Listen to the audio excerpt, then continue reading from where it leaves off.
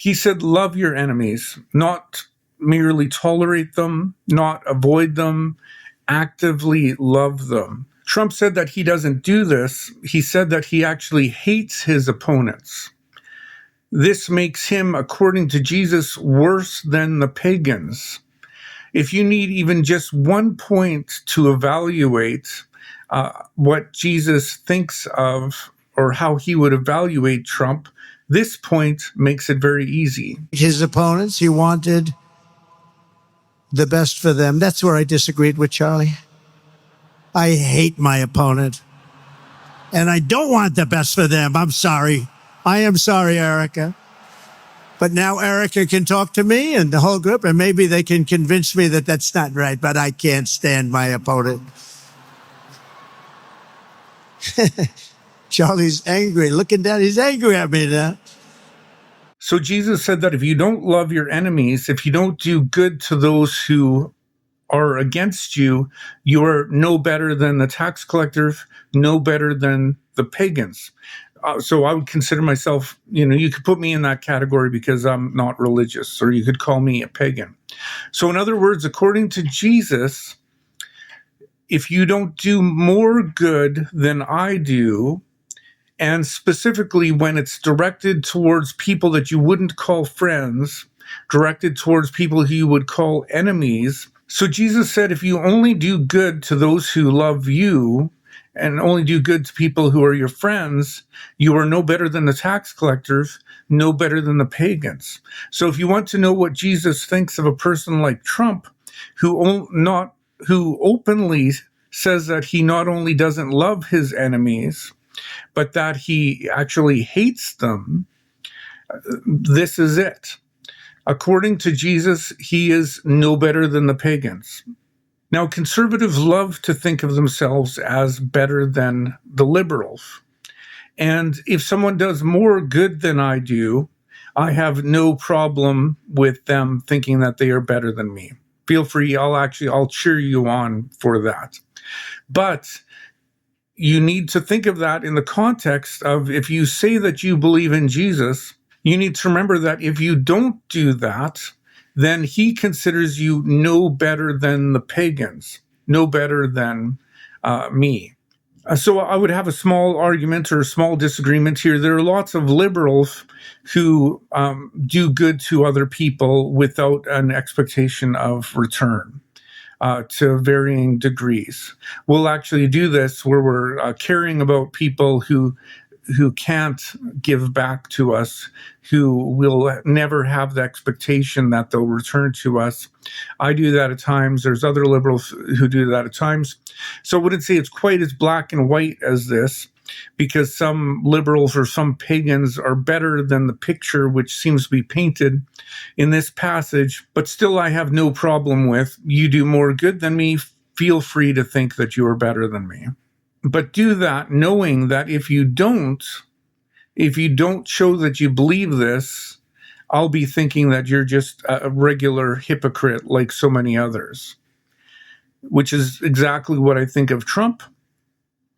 And in all of this, you should be more concerned about if you do say you believe in Jesus, you should be more concerned about what he thinks of you than what I think of you. And here he has clearly spelled out what he thinks of you. Now, on the topic of loving your enemies, so I believe in wishing the best of, and that's a conscious part of who I am when I'm interacting with people. I hope that they have good relationships, life turns out well for them, that they experience happiness, but I don't go quite as far as Jesus did. Because for me, I'd be thinking of all kinds of different qualifications, and I'd be trying to evaluate the situation. And in my response, should I do A, B, or C? Jesus just seemed to just give them a blank check. He went farther than I do. And in this case, I would say that he's more liberal than I am, more free with his expression of love than I am. Having said that, though, according to what Jesus is describing here, I'm on better moral grounds than Trump is.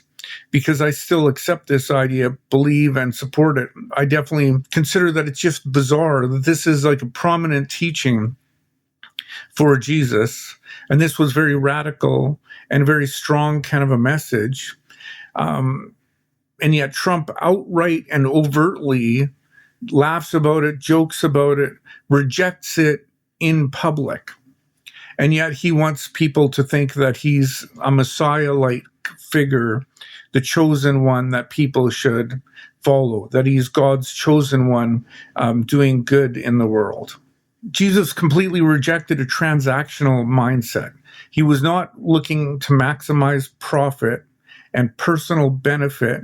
He was looking to maximize goodness, maximize generosity and kindness.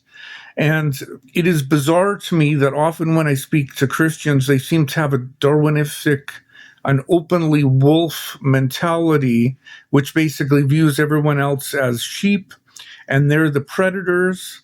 And it's a basic, mindless, carnivorous survival of the fittest mentality where everyone else is lunch. This is not the morality that Jesus had. And I often find myself as a liberal, as an agnostic, someone who's defending a Christian morality or defending a morality which Jesus expressed against Christians who say that they believe him and say that they follow him.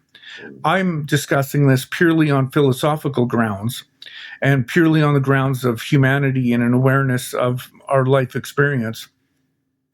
They claim to follow him, believing that he's God and believing that they'll, he's promised them eternal life and so on. And they will fight and argue against his teachings. They will fight and argue against people who accept this and believe this and instead follow someone like Trump who openly rejects and denies what Jesus taught. So he'll go beyond simply not loving your enemies to going, I hate my enemies. I oppose my enemies. I don't want good for them. It's just a bizarre upside down world. His opponents, he wanted the best for them. That's where I disagreed with Charlie.